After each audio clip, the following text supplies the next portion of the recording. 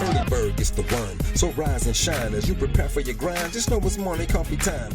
Good morning, everybody, and welcome to the world's #1 internet morning radio show, Morning Coffee. I'm your host, Juan Johnson, and I have a guest sitting in the audience with me. And I want y'all to try to figure out who she is once I say a couple of things. Once I say things like she spent 2 years at #1 on One Media World Radio at the #1 song 2 years straight. Okay, that's just one. She has the baddest song that came out of Detroit. One of the baddest songs that came out of Detroit. That's just it to me. You know, there's only one other artist that's just as bad. And she's like the Prince of music in Detroit. And then she was on The Voice. And she went really far, too. So if you don't know who I'm talking about, there's only 2 people that's been on The Voice from Detroit now. So you either guess one or the other. And if you guess Beth Griffin Manley, yes, you are right. Good morning, Beth. How are you? Good morning. Man, it's so nice to finally sit down and meet you and talk to you. And you know what? What? All the guys, including me, are all swooning right now because we like, oh, it's Beth. You know. Thank you. You are being kind. I'm so happy to finally see you face to face and talk to you. Thank you for all the love. Thank you for loving my songs, my music, playing it. Thank you to your audience. I see the comments. Thank you so very much. It is a pleasure of ours. Like our station is, we're known for playing local artists, and that's the thing. I like local artists because their music is just as good as everybody else, or better. Or better. You know what? I ain't gonna put some people out there on the street. So I'm not gonna put people out there like Eno Savant and Decent Music and Elusive and all them other people and Kimmy Horn. I'm not gonna put them all out there on the street saying that their music is better than some of the artists that's on the radio right now. But I am. Because it's true. You're just stating facts. Just because you're from a regional area or you're from a local area or you're showing love to your city doesn't mean that our music is not good or great. Right. Or worthy to be, recognized worldwide. And recognized on the same station that the other artists are on. You don't need a deal just to say that you're good. Correct. So, with that being said, yeah. How did you get started? Oh, Juan, I've been working at this for a very, very long time. And I started out and still do background music or perform as background singer with different artists. That's what really pushed me to be a solo artist. Because when you do background, that artist take a break or go on vacation, then everything shuts down. And I have been doing that for so many years. And I said, you know what? I want to continue singing. And what can Beth do? And so that pushed me and encouraged me to branch out and put my own project. So who were you singing background with? I started with Anita Baker, and I toured with her for several years, and then probably like 5, and then transitioned over to KEM, and I still do background with her now. And then just last year, I started working with Najee. So as big as Beth is, you still sing with KEM? Of course, I'll sing around for everybody. I love background. Background is like the meat. You have the art, you have the band, but background like that. Well, not necessarily the meat, but it's like the seasoning. You don't want to eat. That's a good one. That's a good one. Because the artist is the meat. And right. The band is like the 2 pieces of bread for the sandwich, and then the background seasoning. You got to season your meat. So it's like, I love it because background vocals add so much to music. And a lot of times it's a highlight of the song, like that's your part when the background comes in and does the whoop whoop and the ooh ooh. And so I love that. I started at first because actually I'm too shy and afraid to stand up front and be a solo artist. I figured if I started with background, I could still be on the stage, still have the light, I don't have the pressure of being a solo artist. And that lasted. And then eventually I was like, "Oh, get your behind on." Here I am. So who were your biggest influences? In terms of me doing background or being solo? Period. I mean, they don't have to just be music. They could have been a big influence of somebody saying, you know what, Beth, the person that helped push you into, going out there on your own. Or it could have just been something somebody said and then they've just been they influenced ever since and they don't even know it yet. Well, Whitney Houston is my favorite, like, bar none. Okay. There's others that I love, but Whitney is probably the one that I connected with the most as a little girl, seeing her perform and made me want to sing. The person who pushed me out there to get my behind is Michael Powell. So Detroit owned Michael Powell. Yeah, Detroit's own Michael Powell. He's I call him my uncle brother. He's my uncle brother. I love him dearly.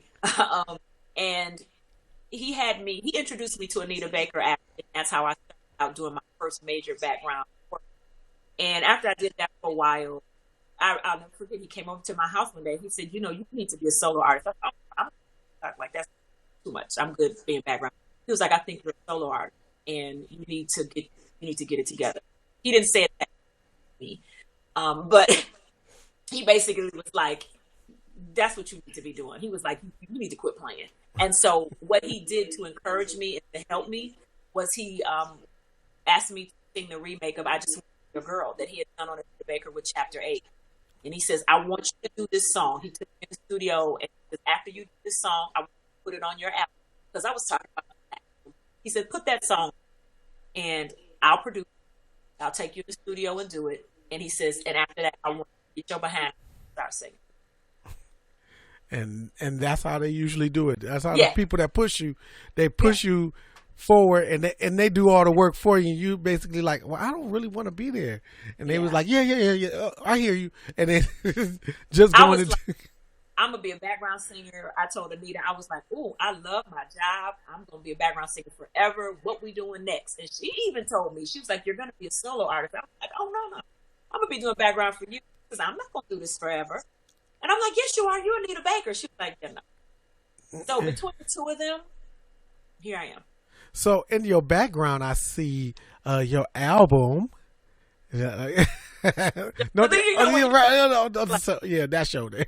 Yes, right there. Yeah, I can't even point right. Yeah, it's over there. Yep. And my album, the things that are dear to me. It's my wedding picture in the back, my CD, and one of the dance records.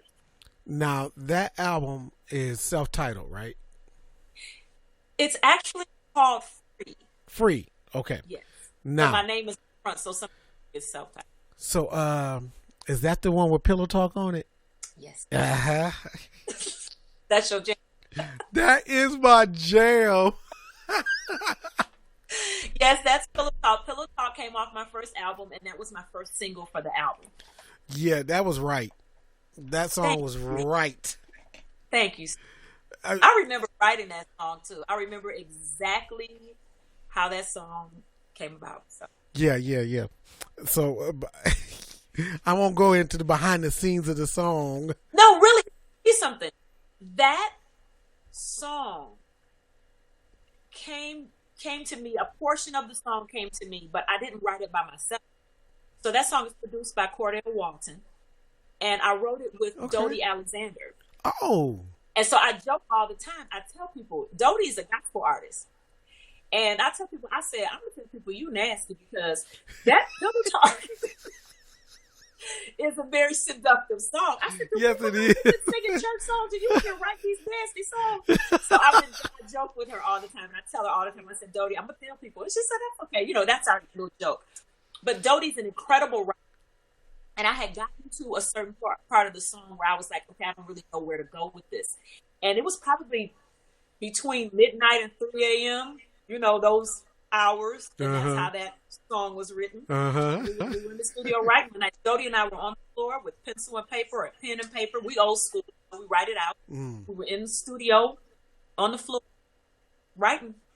And Cordell was on the piano playing. Wow. And that's just how the song, and we heard it, we loved it. I used to tease you on when we played a song, and I was like, so what pillows are they talking about? And I used to try to... Oh, my goodness. And then the song stayed at number 1 on our top 100 list for 2 years straight. And that's between me playing it and the computer playing it. Because our station is basically automated. It picks the songs. We put the songs in the list, all the songs that we have on the station. We have over $100,000 in songs. Wow. So for your song to be number 1 2 years straight says a lot about that song. Wow. Thank you to you and your computer. Let's talk a little bit about The Voice. Okay. So once you auditioned for The Voice, tell us, after the auditions and after the round robin trials and all that other stuff, what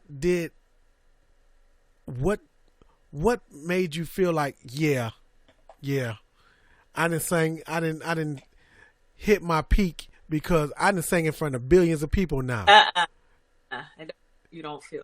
See, I keep trying to tell people that no matter where you go, no matter how high you go, there's always a step higher, and you always go to different in your life, in your career. There's different levels, and you reach a certain level on that level. Then you go to another level, and then you take the steps and reach levels on that level. So, going to The Voice and being able to make it to television. And I have to say, I would have stayed on the show longer. I personally feel they sent me home too soon. You know what? We all watched. I know I watched it, and I was like, you know what? My girl got cheated. But it's so, because that show served its purpose for me. I learned the lesson. And when the lesson was learned from me, it was time for me to go home. That's just how it worked. So I was okay with that. But because I was blessed enough to sing in front of 8 to 10 million people several times, I still don't feel like, what you said, that you've made it or something like that. Right. It's not that. That was just a great experience. Because people watching from the outside, a lot of times they think that was, once you reach that goal, that's it for you. You've done it all. And people don't know, okay, once I hit that goal, now there's a new goal I got, and I got to go to the next level and that goal, like you were saying. And so talk a little bit about what went on behind the scenes that helped you, that you brought back home from The Voice. The main thing that I brought, that a lot of times you're home, we're talking about local artists. You're in your city, you're in your bubble, you're around your people that you know, that affirm you, come to your shows. You may feel like a star in your city or in your town, right? You have no idea how big the world is and how big these shows are and all of the people it takes to run these shows and to do hair, to do makeup, to do wardrobe, the band, camera, the lighting, the production, your stage presence, everything that needs to be worked on and developed so that you can be presented to the world on television. So I know that the dreams that I have to be in Hollywood are obtainable, and they're tangible to me now because I was able to go there and be in it, as opposed to me being home looking at TV and wishing and hoping, but not knowing what it is and what it takes. I'm so blessed because I was able to be on that show.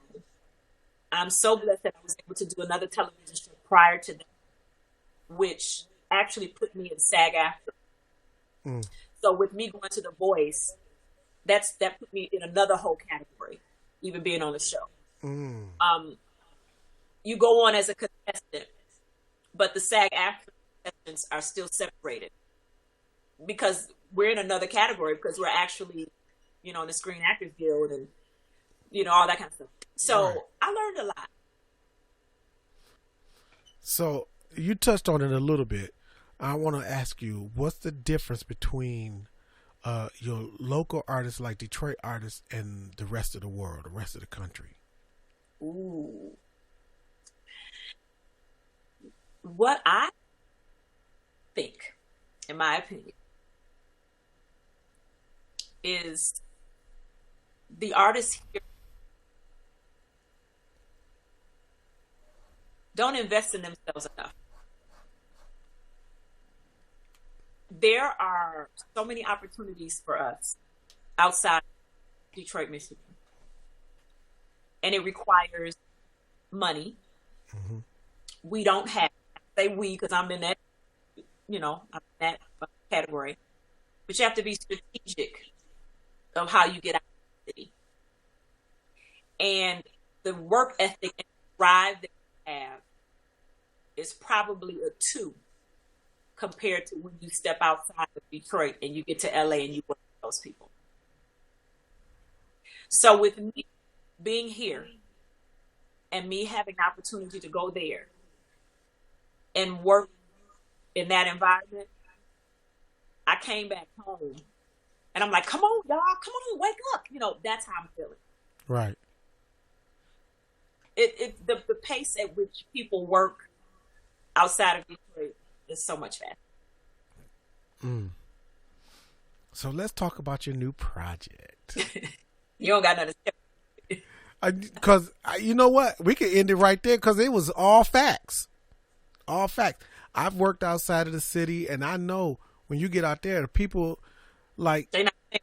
No, they're not playing. Because when you go to L.A., there's so many people out there, and they are ready to collaborate on anything. Anything. And when you say anything. When you go to New York, it's the same way. In New York, the people when you go there, if you got a camera, they be like, "Oh, hey, I'm a grip. I can help you do this, and let's team up. I'll call you tomorrow." And they really call you tomorrow. And you don't even ready because you got your Detroit mentality in your head. Tomorrow to us is 2 weeks. Next month. And another thing that artists here do, and I was taught this, and I'm so grateful I was taught this, and any artist that is listening, when you're putting out music, you can't always use your friends and Pookie and your little nephew and your uncle and all that. You have to get producers that have placement, that have put other artists out. The music is being played. They know how to properly mix and master a song. I don't care how good the song you think the song is or how much you love them. I only work with producers, and I'm not saying I work, there's not some that I don't know, because there are some producers in the city that I don't know. But I only work with producers that have placement. Like Marcus, the Heat Miser. If y'all don't know who the Heat Miser is, y'all need to learn who that guy is. I work with Cordell Walton. Yep. I work with Kenny Flay. These are people that have placement. They're Grammy nominated. And it's not always about money. Yes, I pay them, but guess what else I'll do? I won't get my music till I pay them either. So I have to pay. So I don't necessarily get a song because I'm like, well, he's going to do it and he's not going to charge me, but I want to get a song. I'm like, no, he's great. He's going to charge me, so I'm going to have to work so I can pay him to get my great song. There it is. And again, the mentality we have here is different than the mentality. Like, you can go to Tennessee and you don't even do country music. And it'll be a country music BETH Griffin collaboration going on just because you down there and people know you sing. Song. I will down. You till times get better. Do you hear me? I'll be like, what key you want that there? I will do Because I love to work, and I love to work with great people. Let's go back and talk about your new project. You don't want to talk about my No. Okay, I'm clowning. Okay, I'm serious. Yo, Sir, I'm so sorry. That is hilarious. But true. So your new project. Yes. You have a collaboration with a lot of Detroit artists on there. And Swifty McVeigh is one of them, but yes. You also have others. Talk about some of the other collaborations you have on your new album. Well, album talked about Swifty McVeigh. I love him. Comes from the D12 camp. Eminem. I love Swift. He's on my single that we dropped in March, Got Next, produced by Mark Fine. My new album will be out in June. I'll see. And I have somebody not from Detroit on that album that I did a collab with. Uh-oh. Is that a secret? We're going to have to buy the album? Tell you guys. Oh, okay. I can tell you guys. So I have a duet with Mr. Q Parker from 112. Oh, snap. This not the sequel to Pillow Talk, is it? No. No. Nah. But he's an incredible singer, and I'm honored that he, was like, oh yeah, I got you. So song is great. Wow. Yeah. We can't wait for the new album. I got a few songs off the new album already in my queue in rotation on the station. I like to say that, rotation on the station. So it's out there. We got Free. We got the Got Next song and two other ones. So, well, actually, what you do have, Free, is from my first album. Oh, yeah. Got Next is from this album, right. Yeah, and so my second single from the new album will be out in March. So as soon as that's out, we will get it to you. And that's called Let Me Be. So we just figured out what we're going to do with that. It's going to be a new single. It's hot, produced by Kenny Flay. See? And it's going to be a full video with that. You just doing it all over the place. Oh, I know what song it is. I know what song it is. I Just Want to Be Your Girl. And that's off the Free album. That's off of Free. I remember that. That's written and produced by Michael J. Powell. That's a remake of the original version that was done by Chapter 8 with Anita Baker singing. Mm-hmm. I remember. Yeah. So I was like, what song is that? What song? And right before I pulled it up, I remember what it was. So, but man, it's so great sitting here talking to you and just. I feel the same way. Chilling. We got to do this again. You know what? We're going to do it again in June. And maybe we could do a sit down where we just sit down chair to chair and we're looking at each other and we can laugh and go back and forth like we're doing now. And, this virtual thing is okay, but, I want to see your face. I mean, we got to be careful. Stuff is just weird right now. Like I tell everybody, if you got to go in the midst of people, put your mask on because we don't like Corona having too many babies. And, she's like, she's like a mother that won't quit. She just having kids. They just had a new, what they call it, Corona. Oh, Lord. She like one of them old school moms from back in the 60s where they had 12 kids. Yeah. What's she on, like 8 right now? Listen, I'm not even going to tell you what I told somebody the other day. It wasn't very nice. But you gotta be careful. Look, tell me later. Tell me later when we out there. I don't want, people gonna think I'm too ratchet if I tell you. Well, at least you. I'm sophisticated ratchet. But they don't know. You said sophisticated ratchet. Now that's funny. At least you're not on the screen twerking. Well, you know what? I don't even want to know. I'm just We got to sit down and talk. I like to have fun, and so there it is. But we got to sit down and talk. We can definitely. I want to do if this Corona thing keeps on, I want to be the first person to ask you. I want a live performance, virtual live performance, a concert, and I want you to be one of the artists that's on. So we'll sit and talk about that. I would do that. Yeah, you can sing live and everybody can, just let loose. Just do you. Just do you. And because I've seen you let loose. No, You have, was it where Kimmy, did I look? was it Kimmy Horn? Was it the Kimmy Horn Jazz Festival? No, it wasn't. It was something else. And when I first heard it, I said, "Who is that?" Oh, And this, was that a good who was that? yeah, no, it was a great "Who Was That." I was like, sometimes you say who was that, and this would like turn it off. no, Who is because that? you smashed whoever you was on with somebody. And I think it was their concert. This was years ago. This was like 4 or 5 years, long time ago. And you was on stage with them, and they brought you out, and they helped them sing, and you like smashed them. And Who is that? I don't know. And Condito was there. That's the only reason I remember it, because Condito was there too. Were we Art Plaza? Yes. Was Yes. this a Whitney Houston tribute? Yes. Ribs and Soul?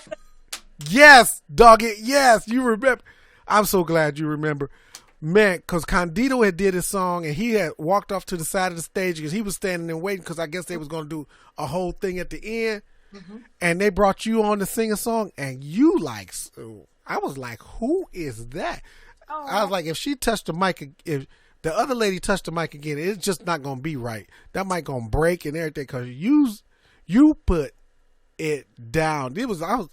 And then I didn't hear again from you until Montez gave me your single, and I was like, this name sounds familiar. And then I remembered where I saw you from, and yeah, I had gone on the road after that. I was gone. Man, you killed that, and I was like, whoa, who is that? And then I think I talked to Condito. I said, Condito, who was that? Did she have an album out? Because you had left. Mm-hmm. And Condito was like, what lady? I was like, the lady that was singing and did all of that. And he was like, oh, Beth? Yeah. And then and then after that, it was, you disappeared. You was like, okay, here's my Casper moment, and now I'm gone. Well, but thank you. That was, I remember that. I do remember that concert, yeah. And I wish I was doing the interviews or the backstage stuff back then, because I sure would have stopped you. I would have been like, whoa, you killed. Thank you. Yeah, there's very few people that I know that can go to somebody else's show and out-sing the crap out of them. And yeah, no, don't feel bad, because they wasn't doing that much anyway. Especially, well, I can't even say that, because, I can't even say the rest. I tell you what I was going to say after. Yeah, tell me, because I got something to tell you after too. So. Oh Lord, so we're gonna wrap this up so we can talk behind the scenes. Beth Griffin Manley, thank you so much for coming on the Morning Coffee Show. Finally, and sitting down and having fun with me and talking and chilling. And everybody, this is Beth. Beth, this is everybody. Hey y'all. And so she's going to be a regular on the Morning Coffee Show, and she's a regular rotation on our station. So make sure you go and check out One Media World Radio at onemediaworldradio.com and listen to the station at least between the hours of 12 midnight and 12 midnight. So and you can find us on Alexa, that commercial. Anyway, so Beth, thank you so much. I really enjoyed this, and we're gonna do this again soon. When your album come out, already know that you got a spot. You can come back and sit down and talk about the album and whatever else you want to talk about. We can talk about cooking. Drops, we'll make sure that we get you the single. It'll be in March. Okay, not a problem. I don't have the date yet, but as soon as that is solidified, then we'll get you that. Not a problem. And just know you don't have to come on here and talk about music. We can talk about cooking. We can talk about movies, and Spider-Man, and all that. Any of that stuff you want to talk about. I don't even care. You just have a spot on the Morning Coffee Show. Just know that. Thank you. All right, everybody. Beth Griffin Manley. Beth, thank you so much. Thank you, guys. Thank you.